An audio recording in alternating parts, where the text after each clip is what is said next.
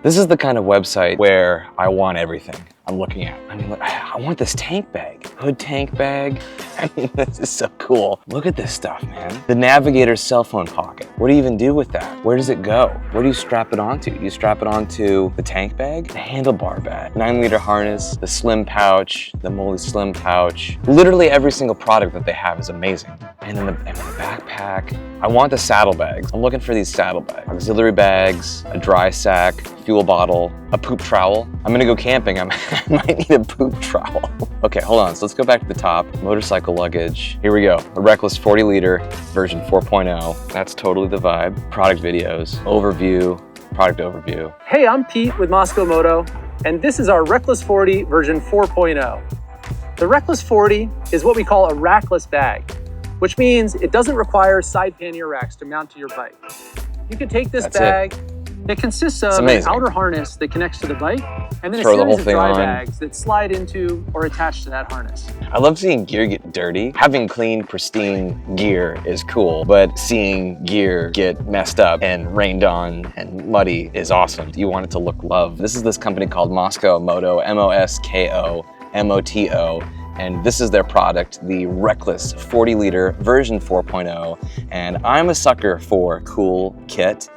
This looks so awesome. This is exactly the kind of kit that I'm looking for. I want to put something like this on my Ducati Desert Sled. All right, I'm gonna buy it. Here we go. Okay, I did it, I bought it. I'm Nathan, I like riding motorcycles. This is the Reckless 40 liter. I love it. I think it looks so cool. They've got a few different color schemes. They've got like a camo, they've got tan. I went with black. Does it come in black? When I got it, I couldn't wait. I didn't want to do an unboxing. Sorry, I'm not gonna do an unboxing. It came in a sack. I think it looks awesome. I love this design. Why did I choose this? Moto camping is the goal. You know, I'm a huge fan of the Ewan McGregor documentary series, Long Way Up, Long Way Around. You see this documentary, you see these images of Charlie Borman and Ewan McGregor on awesome big BMW GS 1200s, riding around the world, going through crazy conditions. You know, those big bikes, they've got the panniers, they've got the big aluminum or metal or steel or whatever they're built out of, but like the big metal panniers. I looked those up. Do you know how much those cost? They're thousands of dollars each. As I'm making this video, we have a little bit of a recession going on. I'm not out here trying to spend thousands of dollars. I wanted to do a saddlebag system. It seemed cheaper. And also, I was really into the idea of not having to install like an external structure and then putting these hard, rigid boxes on the bike. I like the idea of having a system where I can store stuff and go camping, but then I can just take it off and it doesn't leave this additional superstructure. Because I mean, this bike looks awesome with nothing on it. It's sleek, she's got a great ass. Great ass! I don't want to destroy that. I don't want to add anything that's permanent that will change the sort of base look of the bike. So having a non-destructive soft saddlebag system that I can throw on when I want it and then take it off when I don't want it, that's attractive to me. So I got these bags. First thing that I do is I go on YouTube, search for installing the Mosko Reckless 40 liter version 4.0 on the Ducati Scrambler Desert Sled. It doesn't exist, which is crazy to me. I feel like I've stumbled on some sort of unicorn moment because everything is on the internet, but nobody's done this. So step one, let's take it back. They come in like pieces, right? So it comes in this bag, you got all this stuff, some instructions, comes with stickers. The version that I got, it came with this, the Stinger 8. This is the small bag that goes, they call it a beaver tail system, and you'll see why. It's the way that it folds over. When I got it, I immediately thought like, yeah, that's not enough space for me to keep all of the stuff that I'm gonna want. I ordered the 22 liter bag. That's the 22 liter bag. This is the 8 liter bag. I'm probably gonna put my sleeping bag, my bedroll, and some clothes and a toothbrush in here, and this wasn't gonna work. So I've been testing it out the last couple days, and it's definitely enough space. I'll be real, I want more space. I want a lot more space. This is a good place to start.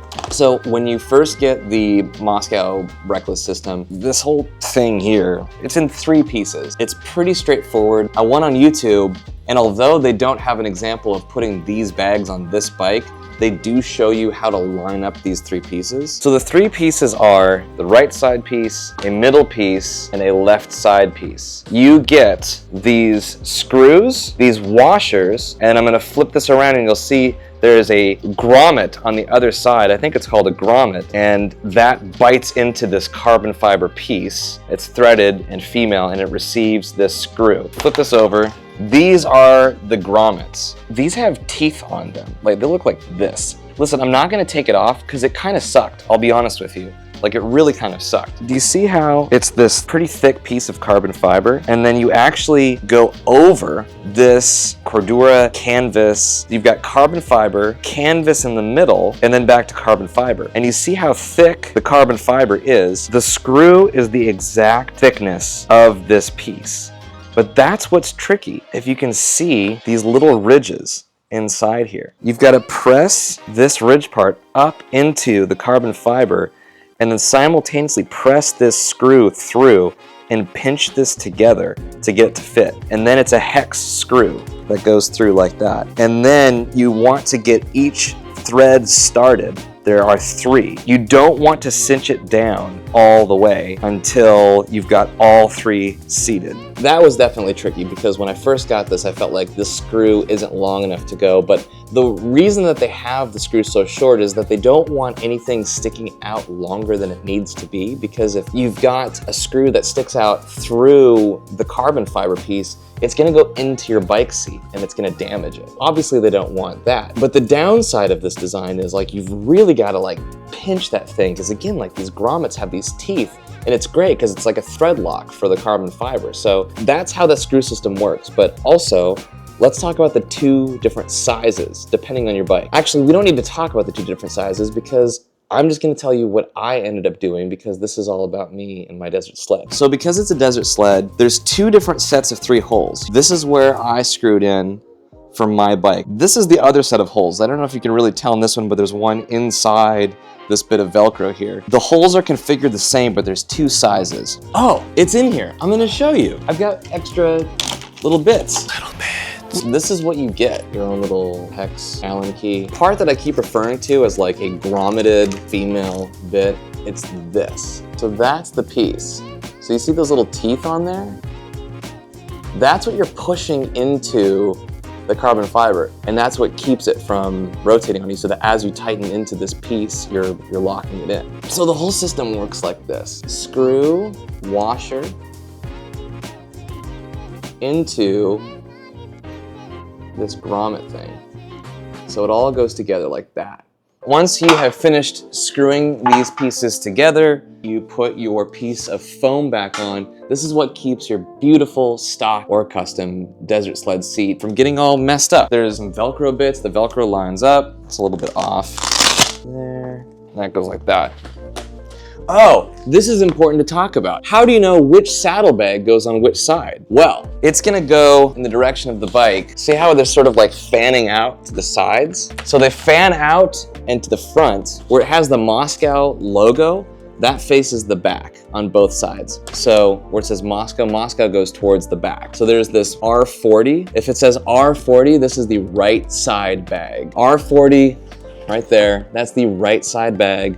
The logo goes towards the back. So then the next thing is we've got all these straps, right? We've got just all these straps. Like, what is this? What's this piece here? How does it fit into this piece? So let's just go through this like one step at a time. They call this system a beaver tail system. They overlap. It folds like that. You're gonna put bags inside. It's got this really cool pouch in here that you can put probably like the registration for the bike in here, if you wanna put like your wallet and whatnot. It's this clear pouch that goes inside the beaver tail, so you can't see it when it's sealed up. There's some adjustable parts like this. This is for if you have the Stinger 22 bag. So what happens is if you have the 8, this piece here, this will stay in, and then you would loop like this. But if you have the 22, then you actually expand it out because the 22 is bigger. So now your beaver tail is greater and it's gonna wrap around. I mean, I'm loving it, like it's all cool, but where does this go? And how does it tie into that? And should it go underneath and around? Like, what's the first step? The thing I was most concerned about is when we install this saddlebag, we're gonna be going 80 miles an hour on the freeway. Wind resistance, pushing it around. I wanna make sure that this saddlebag system is secure on the bike. But they send you these extra clips. And then they said you need to drill into like the body of your bike. This is what they give you. This is then what you're going to put the rear securing straps through. Like, I'm not gonna do that. I'm not going to drill into my beautiful... Okay, so they send you these bits, and that's cool, but I need to find another way. I need to figure out where's somewhere where I'm not going to put too much stress and strain on the bike, but the saddlebag is gonna be safe, and then I can go fast, and I'm not worried about it, and I need to be safe. And where am I gonna do that? Let me show you what I found out. This is the back of the bike. There's this connection point between the rear fender, which is, you know, fascia, like it's just on here, like it's not a super structurally sound piece. It's got a couple of points where you could kind of, I was like, man, should I put something through here? But I don't trust it. But then I saw, you know, this pipe, and I'm going like, okay, well, that I trust. This is the frame of the bike. I'm not going to drill into it, but I could wrap the strap around it. Then I saw, you know, that this is basically where, again, this bit of fascia mounts to the actual frame of the Ducati Desert Sled. So there's an actual connection point here. That's gonna be where it's strongest. Well, that's a great place for me to mount. Off of the back, through here, loop it underneath, and then I'm gonna connect back and I'm gonna cinch this down. So we take these two straps and we're gonna run it underneath the beaver tail. So you've got the two bits coming out the back. I'm gonna tuck these connection points down, and again, so these connection points are down. I'm gonna bring the beaver tail up and over. I'm gonna slide the whole system further back because I wanna give myself more room in the front to sit. Then I take my extra bit of strap and I'm going to run it a little bit to the front and to the side, and I'm going to go on the front side of the screw connection point, and I'm going to cinch back against that screw point. And I'm being careful not to put a knot or anything weird on the seat of the bike. I bring it back up and through this, I don't know what these connection points are called. It's like a ratchet strap, pull it back, cinch it up. I'm gonna do the other side. So now my saddlebag is secure in the back. Before I clean this stuff up and Velcro it back to itself, I wanna make sure that all 4 of my connection points are set because I might need the slack. This part was tricky. The first time I installed this, I rubbed it against my shock. But that's why you're watching this video. You're watching the video so that I can make the mistakes and that you don't have to do what I did the first time. That's why we test this stuff, guys. That's why you watch YouTube videos. So here's what I learned. You really gotta cinch this saddlebag up and you've gotta pull it to the rear. You really gotta get it out of the way of your shock arm. What I'm gonna do is I'm actually gonna wrap it through the rear passenger foot peg. I need to wrap the nylon strap in such a way that I pull this thing away from the spring. So this hole here, that's where I'm going to cinch and pull away from. And then is I'm actually going to wrap around to the front to get a little bit more grab. And then there's this hole on the saddlebag itself. I'm gonna bring my strap through the foot peg hole around the outer edge, again the front facing edge of the saddlebag. We're threading through this hole, around the outer edge of the carbon fiber bit, back through, and then now I can pull this thing down and taut, and then now I'm going to take my slack and I'm going to lock it in on this locking mechanism. This is locked in. I don't want this to move. Now I'm going to clean up all the extra Velcro. So you've got your extra nylon strap, and then you've got this Velcro catch. Double up all of my slack like so, open up the Velcro bit, and then secure it. And I've been riding like this with this extra little bit like that, and so far so good. The other side is significantly easier, and so again I'm just pulling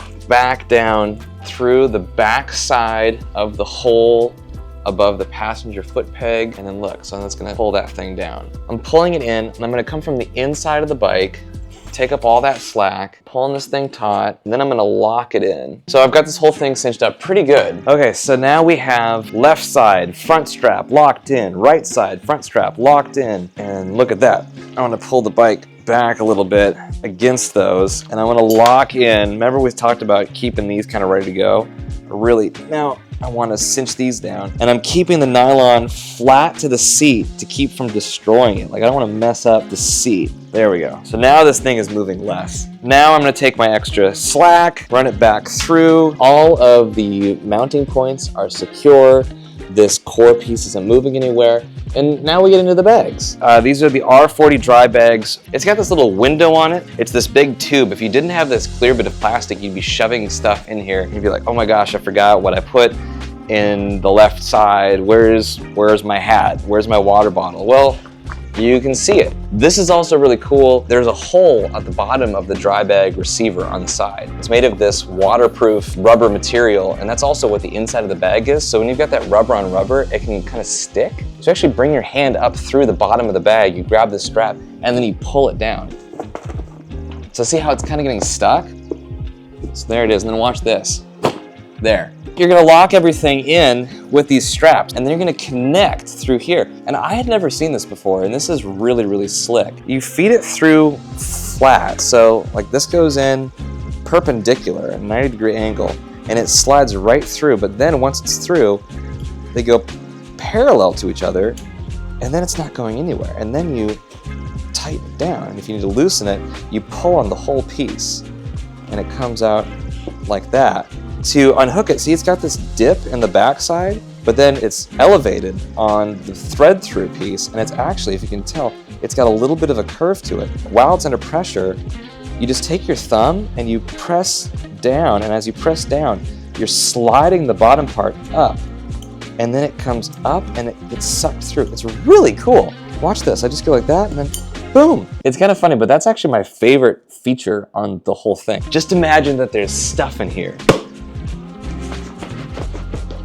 Now the tail bag, the Stinger, the 22 liter. There is this little Velcro catch here, and I think that's supposed to line up with, I'm confused, because see how this is round, and the Velcro lines up, it lines up as if the bag is supposed to go this way, but doesn't it make sense for the bag to go this way? Because we're gonna wrap around it like that. So that's what I've been doing, is I take the bag, I put it sideways. Now, this is where we understand why it's called the beaver tail. This is a little safety. It says here, pass through the Stinger tail bag webbing loop. I'm pretty sure that this is webbing, so I'm going to pass this through and then click that in. So that's our little safety for that. Now remember, if this is closed, that's for the 8-liter tail bag. This is the 22-liter tail bag. So more Velcro, that opens up. And then now this is gonna come over the top. And then this part, the back, comes over the top. We bring this flap over. We've got this back flap, it comes up. On the inside of the back flap, we've got this strap. So this little flap, he goes through, and it's cool. This is all like redundant safety.